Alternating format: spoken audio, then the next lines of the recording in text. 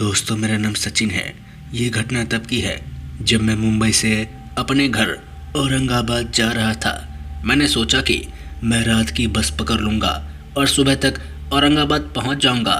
इसलिए मैं रात के 8 बजे के आसपास बस स्टैंड के लिए कमरे से निकल गया। वहाँ पहुँचने के बाद मैंने कुछ समय इंतज़ार किया। उसके बाद बस नंबर 402 पकड़ी जो औरंगाबाद जा रही थी। बस लगभग खाली थी, कुछ यात्रियों को छोड़कर जो शांत दिख रहे थे। मैंने खिड़की के पास एक सीट ली और कुछ गाना सुनने के लिए अपना हेडफोन लगा लिया। बस चलने लगी और जल्द ही हम हाईवे पर आ गए। वो एक अंधेरी और तूफानी रात थी और भारी बारिश भी हो रही थी। मैंने बाहर देखा तो घने पेड़ और खेतों के अलावा कुछ दिखाई नहीं दे रहा था। कुछ समय बाद मुझे थोड़ा अजीब महसूस हुआ, लेकिन मैंने इसे नज़रअंदाज करने की कोशिश की। गाना सुनते सुनते मैं इतना व्यस्त हो गया कि समय कब गुजरता गया मुझे पता ही नहीं चला। फिर कुछ देर बाद मैंने देखा कि बस ड्राइवर बहुत ही तेज गति से बस चला रहा था। वो दूसरी गाड़ियों को ओवरटेक कर रहा था और ज़ोर ज़ोर से हॉर्न बजा रहा था। ऐसा लग रहा था कि वो जल्दी में है, शायद वो जल्द से जल्द औरंगाबाद पहुंचाना चाहता है। मैंने उससे पूछने का फैसला किया कि क्या हो रहा है, इसलिए मैं अपने सीट से उठ गया और बस के सामने की ओर चला गया। जैसे ही मैं ड्राइवर के पास पहुंचा, मैंने कुछ ऐसा देखा जिसे देखकर मेरे हाथ पैर कांपने लगे। मुझे अपनी आंखों पर विश्वास नहीं हो रहा था, क्योंकि मैंने देखा कि ड्राइवर का कोई चेहरा था ही नहीं। उसके पास केवल एक खोपड़ी थी जिनकी आंखों के सॉकेट खाली थे और मुंह खुला हुआ था। उसने अपना सर घुमाया और मेरी ओर एक भयावह मुस्कान के साथ देखा। भूत बस में आपका स्वागत है मेरे दोस्त, अब तुम भी हमारे साथी बनने वाले हो। मैं चिल्लाया और वापस अपनी सीट की ओर भागा। मैंने चारों ओर देखा और देखा कि बाकी सभी यात्री भी बिना चेहरे के कंकाल थे। वो सभी पागलों की तरह हंसे जा रहे थे। मैं फंस चुका था। मुझे एहसास हुआ कि ये बस औरंगाबाद नहीं बल्कि नर्क जा रही है। फिर मुझे कुछ ऐसा याद आया जिससे मुझ में आशा की किरण जाग गई। मेरे बैकपैक में एक छोटा पॉकेट चाकू था जिसे मैंने आत्मरक्षा के लिए खरीदा था। शायद मैं इसका इस्तेमाल जवाबी कार्रवाई या खिड़की काटकर बस से बाहर कूदने के लिए कर सकता था, लेकिन ये एक जोखिम भरी योजना थी। लेकिन कुछ न करने से तो बेहतर था। मैंने जल्दी से अपना बैग खोला और चाकू ढूंढा।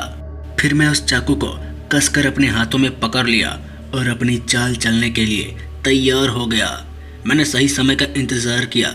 जब ड्राइवर दूसरे वाहन को ओवरटेक करने में व्यस्त था, तभी मैं दोबारा अपनी सीट से उठा और उनकी तरफ दौड़ा।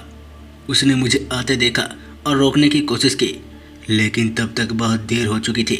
मैंने अपनी पूरी ताकत से उसके शीशे में छुरा घोंपा। वो जोर से चिल्लाया और गाड़ी से नियंत्रण खो बैठा। बस सड़क से उतर गई और एक पेड़ से टकरा गई। टक्कर से खिड़कियां और दरवाजे के शीशे टूट गए। मेरी आंखों के सामने वो सभी यात्री गायब हो गए। मैं भी बस से बाहर गिर गया, लेकिन सौभाग्य से मैं कुछ झाड़ियों में गिरा जिससे मुझे चोट कम लगी। मैंने उठकर देखा तो बस में आग लग चुकी थी और उसके अंदर कंकाल जल रहे थे। वे अभी भी हंस रहे थे और मेरा मजाक उड़ा रहे थे। मैं समझ चुका कि अभी खतरा टला नहीं है। मैंने कोई समय बर्बाद नहीं किया। मैं जितनी तेजी से भाग सकता था वहाँ से भागा। मुझे इसकी परवाह नहीं थी कि मैं कहाँ जा रहा हूँ। कुछ दूर तक भागने के बाद मुझे सड़क के किनारे एक पुलिस की गाड़ी खड़ी दिखी। इसके अंदर 2 पुलिसकर्मी थे जो सामान्य और जीवित दिख रहे थे। ये देखकर मुझे राहत मिला। उन्होंने मुझे अपनी ओर दौड़ता हुआ देखा और अपनी कार से बाहर निकल आए। उस पुलिस वाले ने मुझसे पूछा कि अरे क्या हुआ और ये खून क्यों बह रहा है और तुम इतने डरे क्यों हो? फिर मैंने उन्हें सारी बातें बता दी जो मेरे साथ उस भूतिया बस में हुआ था। पहले तो उन्हें मेरी बात पर विश्वास नहीं हुआ लेकिन फिर उन्होंने दूर से जलती हुई बस से धुआं उठता देखा। उन्होंने स्वयं इसकी जांच करने का निर्णय किया। वो अपनी कार में मुझे बिठा लेते हैं और बस की ओर चल देते हैं। जब हम वहां पहुंचे तो देखे कि वहां राख और धातु के टुकड़े के अलावा कुछ नहीं बचा था। वो देखकर पुलिसकर्मी भी हैरान हो गए।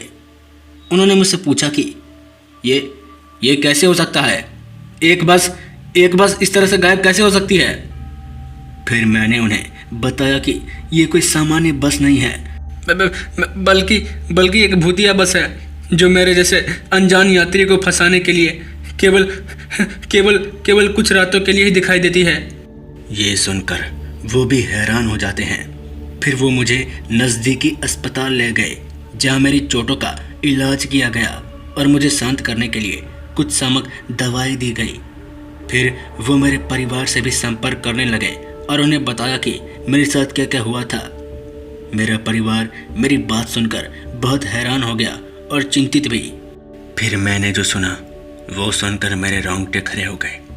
पास ही खड़े एक बूढ़े आदमी ने बताया कि ये बस सापित थी जो कई साल पहले एक घातक दुर्घटना का शिकार हो गई, जिसमें सभी यात्री और ड्राइवर की मौत हो गई। तब से वो बस कुछ ही लोगों को बस स्टैंड पर और दिखाई देती है। ये सुनते ही मैं एक चीज़ सोचने लगा कि वो ड्राइवर जो बस को ओवरटेक कर रहा था, क्या वो ओवरटेक वाली बस भी भूतिया थी? ये आज तक मेरे दिमाग में सवाल ही बन के रह गया है। तो दोस्तों, ये कहानी यहीं तक थी। अगर आपको ये खौफनाक कहानी अच्छी लगे तो चैनल को जो मर्जी है वो करना। जय श्री राम।